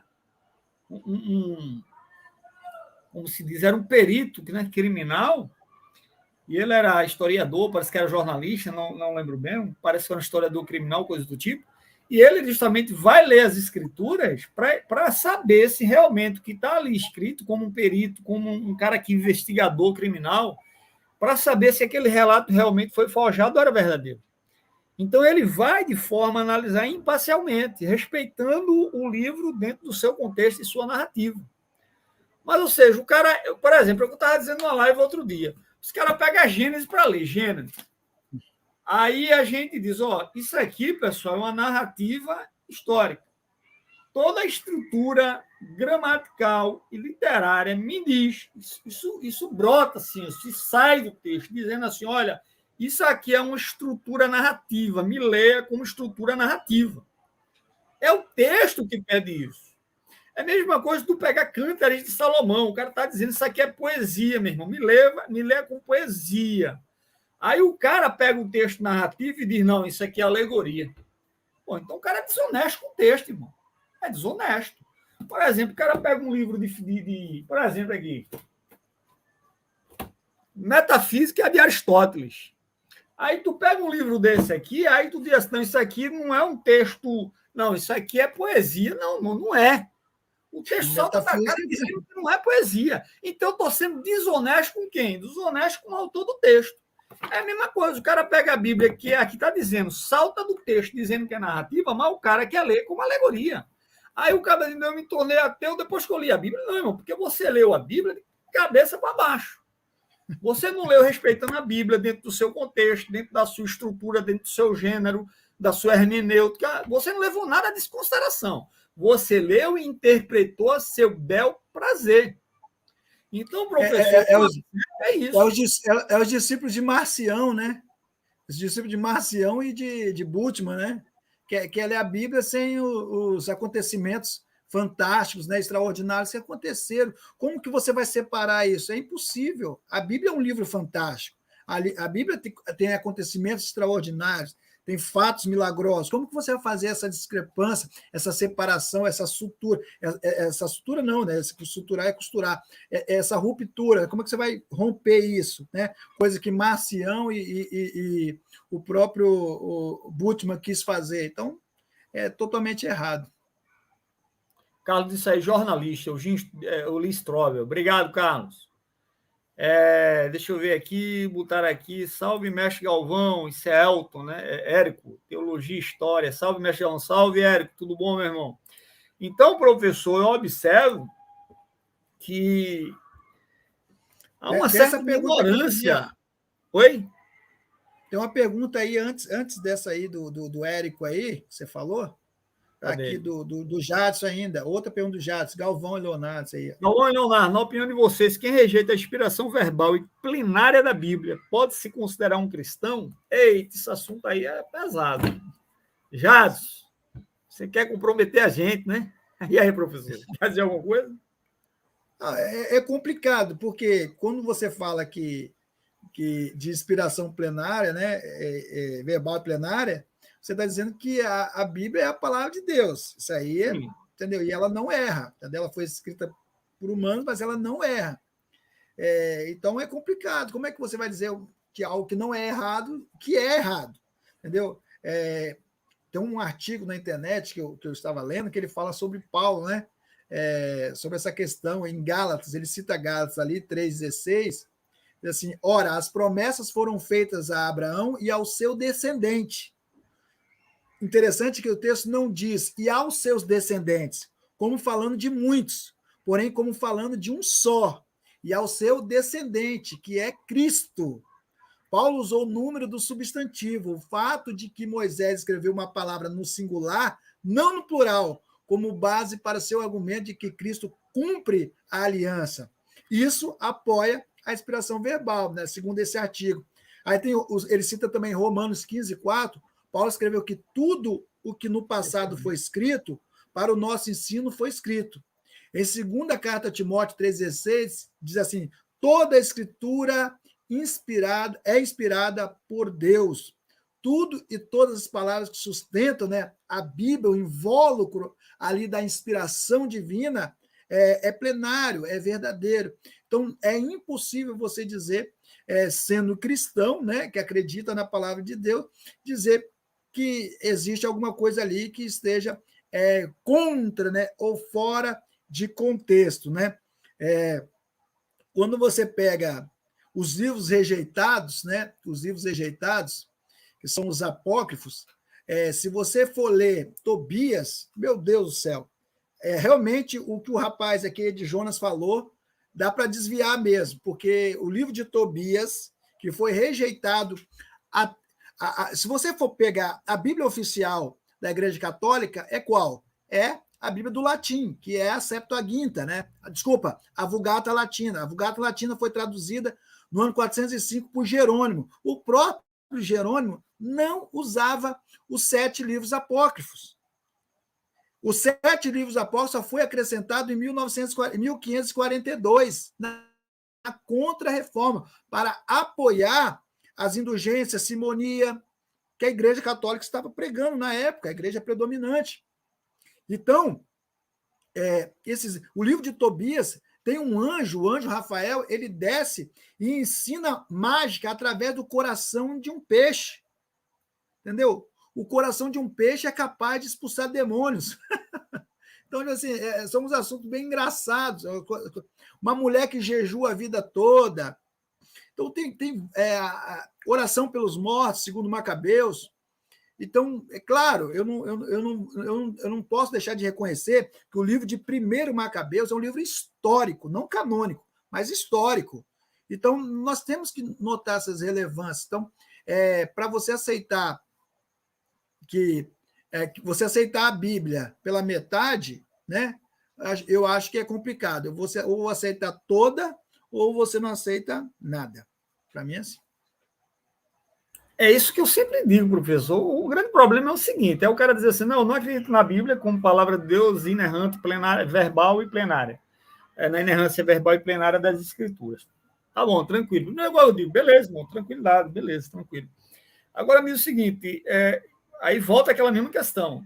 Mas como é que tu sabe que Jesus é o Salvador? Não, mas a Bíblia diz, mas como é que tu sabe nisso que a Bíblia está dizendo que Jesus é o Salvador, ela está certa? Pode ter sido inventado pela galera, e como é que tu vai julgar? Então o cara começa a fazer recortes da Bíblia. Isso aqui serve, isso não serve. Isso aqui é a palavra de Deus, isso não é. Isso é, isso não é. Pô, mas quem que julga isso? Se torna arbitrário. Ou você faz como Rudolf Bultmann, que disse, tudo na Bíblia aí que tiver milagre e transcendental é mito. Tudo é mito, tudo é mito. Então a gente vai fazer um trabalho de desmitologização da Bíblia. E a gente vai agora interpretar o texto à luz do contexto histórico que a gente vive, científico, moderno, etc. Mas aí é outro problema. Por quê? Porque todo mundo vai querer botar a interpretação que quiser ali. Isso aqui é mitológico? O que significa isso? Por exemplo, Jesus... Eu não vejo uma diferença entre Bultmann e o que aconteceu na França em 1873, quando quiseram descristianizar a França. Sim. Entendeu? É a mesma coisa. Então, sim. Por exemplo, você pega ali Jesus repartindo um pão e os peixes. A galera pega da teologia da libertação e diz, isso aqui é socialismo, aqui marxismo, bom, a gente tem que fazer isso, compartilhar, dividir. E os caras começam a querer empurrar suas ideologias para dentro da Bíblia. Por quê? Porque essa mentalidade de desmitologização termina levando a isso. Ou seja, cada qual vai interpretar como que aí bem entende, sem levar em consideração o contexto, sem levar em consideração que aquilo é a palavra de Deus inerrante. Não é. Então, cada um vai dizer o que quiser, pastor. Sabe, professor Leonardo? Isso aí realmente é complicado, né? Complicado. Mas, professor, eu gostaria que o senhor apresentasse aí outros livros que o senhor escreveu aí para a gente tornar conhecido, né? E também dizer como é que a gente pode adquirir esses livros, se vai ter desconto aí para a gente. O que acontece? Eu vou mostrar aqui uma revista que eu escrevi para a Escola Dominical, tá? Que é 1 Coríntios. Aí as pessoas dizem, professor, você escreveu sobre 1 Coríntios? Sim, 1 Coríntios. Novo Testamento, né? Eu sou um amante do Antigo Testamento, né? Mas eu escrevi essa revista aqui de 1 Coríntios também. Eu que escrevo os livros para o Instituto Teológico Logos, tá? Aqui, ó, livro, tá? Tem esse livro aqui, tem vários livros, tá? Eu já escrevi muita coisa, entendeu? Esses anos todos, tá? Eu escrevi esse livro aqui, terminei ele em 2018, tá? E em 2019 eu publiquei 250 livros desses, tá? Pela Fonte. só 250 livros. Já vendi todos. Só tenho esse aqui como de sobra. Esgotou, O que eu né? fiz? Hã? Já esgotou, né? Isso. Aí, o que eu fiz? Aí, agora, né, o Érico até brincou comigo. O Érico falou assim, professor, você escreve livro na velocidade da luz. Não, né, não. Esse livro é velho, quem dera. Quem dera, eu queria mesmo escrever na velocidade da luz. Professor, Carlos Nunes, seu livro, Manual da Cultura Bíblica, chega a semana que vem para mim. Olha, ele comprou. Esse Tá livro é chegando. top. Aí, Muito bom, Carlos, o que eu fiz, parabéns. Galvão? Eu estou lançando de novo esse livro, tá? Com uma nova capa, tá? Acrescentei muita coisa na área de arqueologia dele. Acrescentei muita coisa na área de cultura, então ele vai ser um novo nome, né? Isaías, um tratado messiânico, interpretando as profecias à luz da arqueologia, cultura, costumes e tradições dos tempos bíblicos. Eu falo sobre o casamento, sabe? Eu falo sobre o Apocalipse de Isaías, tem uma nota de apêndice também. Sim, é um livro fantástico, vale a pena ler. Também está nesse nicho de cultura, costumes e tradições. Outro livro que eu vou lançar é a primeira gramática em língua portuguesa de aramaico siríaco. Primeira gramática de aramaico siríaco publicada em língua portuguesa. Então, qualquer lugar que você for, tem alguns amigos. Tem uma assim, eu praticamente nunca vi, né? Os amigos que eu conheço também falam que não tem. Então, tomara que não tenha, né? Aí o Scania até me mostrou assim, aqui, ó, tem essa aqui, mas é Reginaldo Araújo, só que Reginaldo Araújo não é aramaico siríaco, né? É targúmico, entendeu? Então, não tem nada a ver, até os caracteres são diferentes. Um é usado, o que eu coloquei é o certo, né? E a próxima que eu vou fazer é do estranguelo. Então, tipo assim, são materiais fantásticos. Essa gramática, dentro de 3 a 4 meses, já vai estar em todo o Brasil vendendo aí, tá? Então, são materiais fantásticos aí para enriquecer. E essa gramática, Galvão, vai vir com um adereço assim fantástico. Quando você compra uma gramática, você quer aprender um idioma, você sente a necessidade de testar o seu conhecimento, é ou não é? Você quer testar ele. Você quer comprar algum livro que tenha algum texto que fale sobre aquilo que você está estudando. E essa gramática vai vir com o Novo Testamento, que é a Peshitta, toda completa em aramaico. Então, você pode estudar a gramática, aprender a gramática, como se lê, como se estuda, fazer análise morfossintática e depois pegar o texto do Novo Testamento e ali exercitar. Vai ser um material fantástico, repito, e melhor, né? Vai ser um material que não vai custar, creio eu, né, custar muito caro, vai estar ao alcance de todos. A editora ela tem esse lado muito humano, né, de abraçar as pessoas que realmente têm a necessidade e gostam dessa leitura, e pode ficar tranquilo, não vai sair muito caro. Um material desse, se fosse vender em outra editora aí, seria mais de R$150. Eu te garanto que ele vai ser vendido bem barato mesmo, e vocês vão se assustar com o valor que ele vai ser vendido. Espero que seja outro best-seller, né? Tanto o Isaías como essa gramática será lançado, e espero que Deus possa abençoar. A Torá, que muitas pessoas me perguntam, professor, e a sua Torá?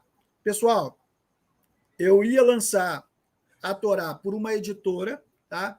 Que é a Carisma, acabei não publicando. Depois eu ia publicar ela pela Fonte, também não acabei não publicando, porque tem que haver assim, um equilíbrio, né, de favores, né, entre um e outro. Não é só, você não pode só abençoar a editora também tem que te abençoar. Então, eu segurei o material, eu terminei esse material, foi em 2018, quando eu terminei o livro de Isaías, eu terminei esse material, e eu até falei com o Brian Kibuka, né, que lançou a Torá Comentada. Eu falei com ele que eu tinha uma Torá também nessa época, tá? Aí, para vocês que falam que eu escrevo na velocidade da luz, não, é material antigo isso aí, tá? A gente só vai acrescentando todo dia, né? Aí, se você deixar aqui em casa, todo dia eu acrescento alguma coisa, então é melhor tirar da minha casa. Aí eu peguei e agora nós estamos fechando com uma editora aí, tá? E eu creio que essa semana que vem nós estaremos já lançando a capa desse livro, entendeu? Aí me Excelente. perguntaram, e o Criação Divina, professor? Sobre a criação. O livro é Criação Divina, em defesa ao creatio ex nihilo. Pessoal, eu comecei a escrever esse livro desde o ano passado. Né? Deu uma reforçada na escrita, pegar todo dia, tal, já em meados de outubro, setembro. Fiz o debate com o Fábio Sabino em janeiro, se eu não me engano.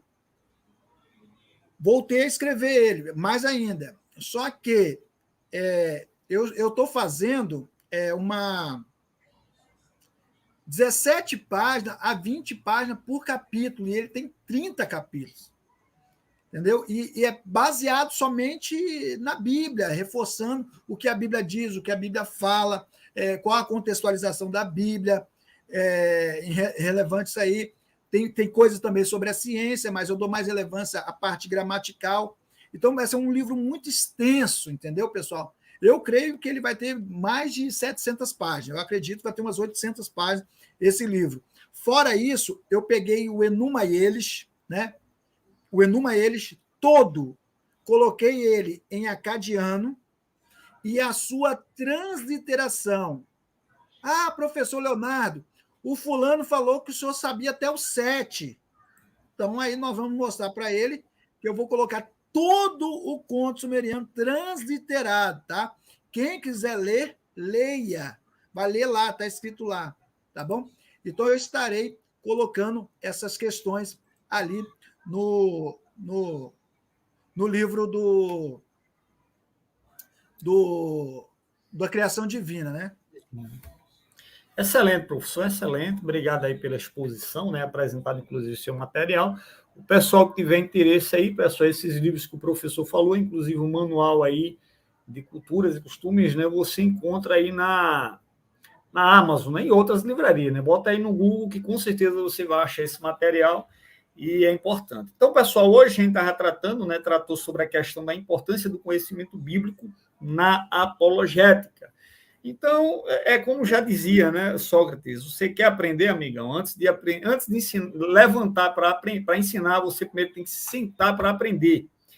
Então, infelizmente, pessoal, a gente vive dentro de um contexto onde a gente vê muitos cristãos querendo defender a fé, mas totalmente despreparados.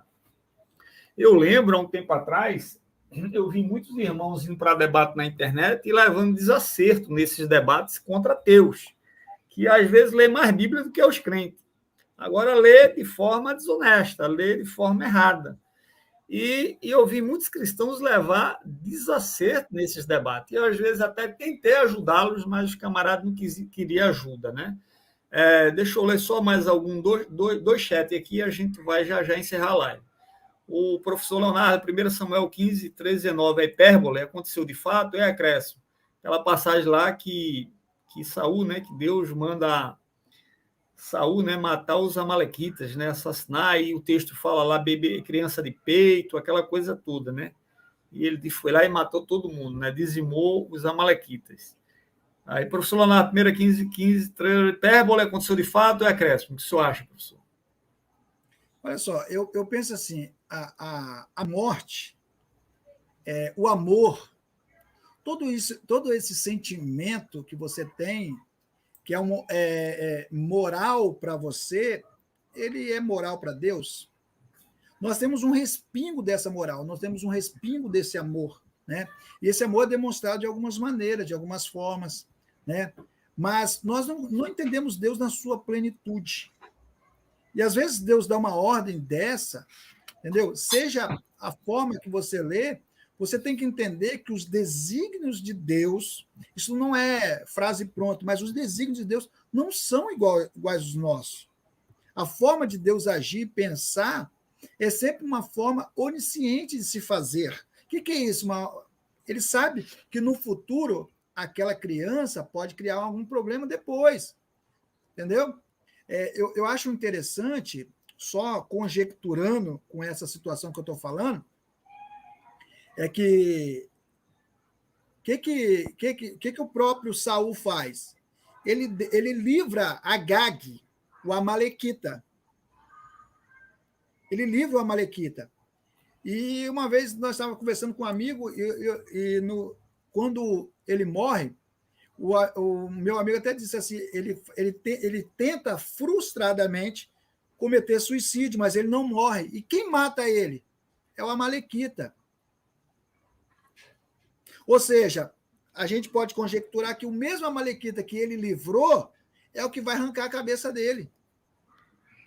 Então, ou seja, se ele tivesse matado aquele Amalequita, não seria, é só uma conjectura, tá, Galvão? Não é, para entender o que eu estou querendo dizer. Se ele tivesse matado, não seria aquele Amalequita que teria levado a cabeça dele. Então, nós temos que entender que Deus faz ações não para o presente, não para sanar o presente, mas sim para com precauções relacionadas ao futuro, tá? Não ao presente, mas sempre ao futuro. Então, nós temos que respeitar somente. Sim, entendi, professor. Deixa eu ver isso aqui. Agora, sim, é interessante, professor, que o pessoal vem com esse argumento, aí pergunta assim, né? Ah, mas isso aí é o que? Hipérbole? Realmente foi literalmente assim, que o camarada Saul foi lá e exterminou todo mundo, matou mulher, menino de peito e tudo mais. Inclusive, eu já falei isso aqui, né, em uma live, o próprio Ed Jonas sabe disso, mas aí insiste em ficar fazendo as mesmas perguntas bobas. Essa passagem, inclusive, professor, há relatos de outros povos, o senhor muito melhor do que eu para saber disso, de outros povos, usando essas mesmas expressões que era usada pelos escritores do Antigo Testamento. Por exemplo, a gente foi lá e matou todo mundo, mulher, menino de peito, exterminou todo mundo, quando na realidade não exterminou. Por exemplo, inclusive, nações que foram em guerra contra Israel relataram suas vitórias como que tendo exterminado o povo de Israel. E o que dá a entender aqui é isso, que o povo de Amaleque foi exterminado. Ou seja, acabaram com os amalequitas ali geral. Porém, se a gente continuar no texto, lá em Samuel, né, porque aqui está falando, em 1 Samuel, né, 15, que o povo foi exterminado. Ora, mas se o camarada for para o capítulo 27, lá de Samuel, vai ver falando de povoados amalequitas que foram invadidos, atacaram Ziglag. Mas não foram. Sim, ó, oi. O capítulo 27, versículo 8, vai dizer, o capítulo 30, verso 1. Como é que os amalequitas foram exterminados no capítulo 30, 15? 18. No capítulo 27 está falando de povoados dos amalequitas. Segundo Samuel 8:12 também vai falar isso. 1 Crônicas, né? 4:43 também vai falar isso. Então, assim, não foram exterminados. Aí é uma hipérbole, aí já é uma hipérbole, ou seja, quando diz assim, acabou com todo mundo, não acabou. Né? É a mesma coisa, Josué entrou lá e acabou com todo mundo, matou como? Se esse povo ficou a vida toda perturbando o povo de Israel. Então, isso é uma linguagem hiperbólica, mas a galera fica insistindo nas mesmas perguntas que a gente respondeu milhões de vezes. Só para concluir, Galvão, pergunta ao professor o que ele acha dos gênios, né, com J, né, vagabundólogos formados em palpitologia, especialistas em like e superchat, que refuta tudo na Bíblia. É por o cara isso... já detonou os caras e pergunta o que o senhor acha. Não, tem um monte de gente que me coloca em grupo de WhatsApp. Professor, eu vou te colocar no grupo de WhatsApp. Pode colocar. Porém, eu falo, eu não debato em grupos de WhatsApp. Eu só debato ao vivo. Entendeu? Se o cara Agora, quer provar... Agora, não quer vir ao vivo, não. Não quer vir ao vivo. Sabe por que não quer, professor? Porque não quer passar vergonha. Entendeu? Assim, se você quer provar seu conhecimento mesmo, vamos ao vivo. Agora, esse cara só quer... Porque ele está ali, ele está aqui consultando no celular, consultando na internet, sei lá. Agora, ao vivo aqui, eu quero ver.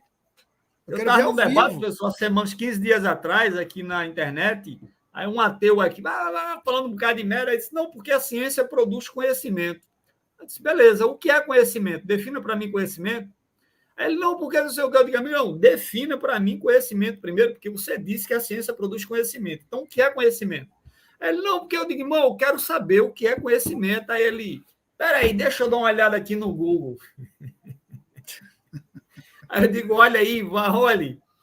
Ou seja, é por isso que essa galera não quer debater em público, porque tem medo de passar vergonha. São os famosos googleologistas, né? YouTubeologistas, né? E aí fica posando de intelectual. Outro dia eu estava lá no grupo querendo debater sobre lógica. Tirando uma onda aretada. Aí entrou na minha live para querer debater sobre lógica. 2 perguntas que eu fiz a ele não sabia. Aí eu digo, pô, tu não estava lá voltando, dizendo que era bam da lógica, chega aqui e não sabe mais? Aí ele fez, realmente eu estou despreparado, eu vou estudar mais. E saiu da live. Teve uma pessoa de um grupo aí de WhatsApp que perguntou assim, professor, quais os referenciais teóricos você usou para compor a sua gramática aí de aramaico siríaco? Eu falei assim, não, quando sair você vai ver. Aí começou a questionar, que não sei o quê. Aí eu falei bem assim, pessoal, uns camaradas que nunca contribuíram com nada no Brasil, nem artigo científico, nem monografia, nem trabalho, nem teste, nada. Eu vou dar moral para uns caras desses? Sério? Eu não vou ficar na minha, entendeu? Eu não vou ficar abraçando qualquer ideia desses caras, entendeu? Sim. Porque se você ficar abraçando qualquer esses críticos, entendeu? Não te leva a lugar nenhum, Gavão. Aí os outros outros pensaram que era para eles, né? Entendeu? Eu citei, eu fiz a referência, né, de quem que era. Não, é para mim, não sei o quê, professor, não tal. Tal. Meu irmão. Aí, professor, não sei o que lá, rapaz. Você escreve, seu material é ruim, não sei o que lá. Já começou a falar mal do meu material, cara, que é amigo, hein? Entendeu? Então, tipo assim, é uns camaradas complicados. Nós estamos vivendo um momento complicado, entendeu? Ninguém quer abraçar tudólogo, né? Tudólogo. Os caras são tudólogos. Entendeu? Os caras são especialistas em tudo que... Quer ser especialista em tudo, os caras. Entendeu? Não adianta, meu irmão, não adianta. Rapaz, teve uma live essa semana aí, dos ateus aí fizeram uma live, o pessoal falando num caso aí que está acontecendo sobre questão de racismo. Aí, o camarada lá, rapaz, querendo dar aula e explicando sobre questões advocatícias. Aí, nisso entrou na live um advogado. O advogado disse assim, pessoal, eu sou advogado há 25 anos na área criminal. Aí o disse, Michel me e o falou que o rapaz disse aí não é isso, tá errado. Rapaz, o camarada ficou arretado. Disse, como assim eu tô errado? Pô? Como assim eu tô errado? Eu tô no 3º período de direito. Aí o cara disse, você quer saber mais do que o delegado? O advogado disse, cara, eu sei mais do que todos os delegados do Brasil juntos. Eu tenho 25 anos de profissão só em questões criminais. Ou seja, mas o cara não aceitou. O cara lá queria saber mais do que o cara que tinha 25 anos de profissão, porque o Michel me falou sobre essa situação aí, que o camarada começou a rotar, não, que deve ser dessa forma, conduzido dessa forma, aí começa a criar casos. O ruim, sabe o que é? Que os incautos, né, os mais desprovidos de conhecimento, são levados, igual nuvens, né? Vão pelo cara. Aí chega um cara e arrebenta com tudo, entendeu? Então, tipo assim, não adianta. Rapaz, tem cara que quer conhecer além da conta. Meu irmão, eu me contento com aquilo que eu sou, com aquilo que eu trabalho, entendeu? Assim, eu vou ficar nesse nicho, né, que é cultura, costumes e tradições, deu certo, está dando certo, e linguística, entendeu? Eu gosto da área de linguística, adoro estudar as línguas orientais, entendeu? Eu lembro, Galvão, uma pessoa chegou assim, então lê para mim aí. Eu falei assim, meu amigo, o que nós lemos aqui de cor, vamos supor, Enuma Este lá, Nabu Xamamu, é o primeiro verso do Enuma Elish. Ô, Leonardo, então você leu Enuma Elish? Não, eu não leio Enuma Elish. Eu decifrei e gravei. Ninguém leu Enuma Elish. O Enuma Elish você decifra. Aí os caras acham que é igual diarreia, sai assim na hora, né? Não é assim. Igual ler em egípcio, né? Eu consigo fazer decifração, mas é só decifração, não é ler. igual você lê português aqui agora, tal, hebraico, o aramaico. Não é assim, entendeu? É bem diferente, entendeu? Quanto ao livro aí que o Michel está falando, que é o livro para refutar as testemunhas de Jeová, Sim. é igual aí um dia eu apareço aí a pessoa fala assim, Leonardo, você como é que é? Você é o como é que é? Você escreve livro na velocidade da luz. Não, eu já escrevi, já quase terminei esse livro, mas eu deixei lá, está abortado lá. Você está entendendo como é que é, Galvão? Sentei o pau na época, escrevi muito, entendeu? Muita coisa relacionada a isso aí, mas aí eu deixei, está lá. E o livro, rapaz, tem muita coisa lá que combate Assim, mesmo. mas aí é como o senhor está dizendo, eu acho que cada um tem que realmente abraçar a área que sente mais à vontade, né? Como eu estou lhe dizendo, pô, minha área é apologética. Pô, eu tenho uma pilha assim, eu tenho uma pilha de livro que eu não li ainda, pô, que eu tenho que ler. E como é que eu vou parar para ler outras coisas, se nem o que é para eu ler eu não li tudo ainda? Né? Então, a área que eu estou escrevendo é essa, né? Sem respostas, respondendo as 100 maiores objeções ateístas, respostas às 100 maiores objeções ateístas. O pessoal que está no chat aí, esse tema, vocês comprariam um livro com esse tema, respondendo às 100 maiores objeções ateístas? Diga aí, sim ou não. Professor, foi um prazer tê-lo aqui comigo no meu canal, tá bom? A gente escolheu sobre um assunto extremamente relevante e importante. Tá bom? Espero outras vezes aí o senhor estar aqui para a gente tratar de outros temas, inclusive relacionados a línguas originais, a cultura e a coisas do tipo, né? Então, o pessoal aí que assistiu a live agora ou vai assistir depois, se inscrevam no canal, deixa o like, né? Foi um prazer aí tê-los aqui conosco, o Jadson, o Carlos, o Ed Jonas, o Intruso, Guerra Política e tantos outros aí que comentaram, o Carlos, né?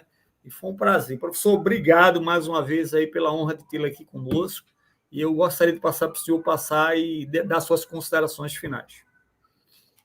É sempre um prazer estar contigo, né, Galvão? Eu conheci Galvão juntamente com a live do Jadson, né, que é um grande amigo nosso também, né? Sim. E um amigo comum, e eu vi que é uma pessoa bem instruída na área da apologética, né? Esse tema ele fez uma pergunta aí, eu já digo que eu compraria num livro assim, né? Mas eu acho que o meu ele me daria de presente aí, acho que A gente ajuda aos troca. pobres. Então, pessoal, quero mandar um abraço aqui a todos aí, todos os amigos que estiveram aí nessa live, tá? Tem coisas que nós, por estarmos em acerto com a editora, não podemos responder tudo, né? Porque Sim. podemos dar certos spoilers em relação ao material e produto, né? Material Sim. assim, já está fechado, entendeu? Aí a gente pode falar alguma coisa assim e tal, porque vai estar lá, tá bom? Agora tem certas coisas que é bom você dar uma ocultada mesmo, apenas para ficar um gostinho, tá bom? Então, brevemente estaremos lançando aí a gramática de aramaico siríaco, não deixa de adquirir, vai ser um material fantástico, juntamente com a Pesquita do Novo Testamento e o livro de Isaías, um tratado messiânico, interpretando as profecias messiânicas à luz da arqueologia, cultura e costumes e tradições, entendeu? Estamos vendo outras literaturas também, entendeu? Que eu tinha escrito há muito tempo, e estou tentando aí, de uma certa forma, aí, publicar esses materiais, entendeu? Mas tudo é com tempo, né? Nós esperamos até hoje e Deus tem abençoado de certa forma aí. Você que não tem um manual de cultura, costumes e tradições, né? Esse livro aqui, adquira o seu, tá? Esse livro é top para você que é professor de escola dominical, para você que tem um desejo de conhecer a cultura, os costumes, as tradições. Esse livro aqui tem um aparato interessante sobre as festas judaicas, o calendário judaico, o ciclo da vida, as viagens marítimas, o pastor, profissões, sociologia ou sociedade relacionada aos tempos bíblicos. Então, vale a pena. Só sobre o casamento, eu escrevi 14 páginas aqui, entendeu? Eu acho que não existe um livro no Brasil que tenha tantas páginas endereçadas ao casamento bíblico, entendeu? Futuramente, né, um amigo até falou assim, Léo, aquele livro de casamento judaico que você ia lançar, né? Aquele lá é mais voltado para a escatologia, né? Então eu estou querendo futuramente, mas são coisas que para o futuro aí, para a gente escrever aí, se Deus não nos levar, né? Mas se deixar aqui, nós estaremos aí ajudando e colaborando nas literaturas aí, na qual Deus colocou em minhas mãos fazer e executar. Excelente, professor, excelente. Obrigado aí pela sua presença mais uma vez. E ao pessoal, boa noite a todos e até a próxima live.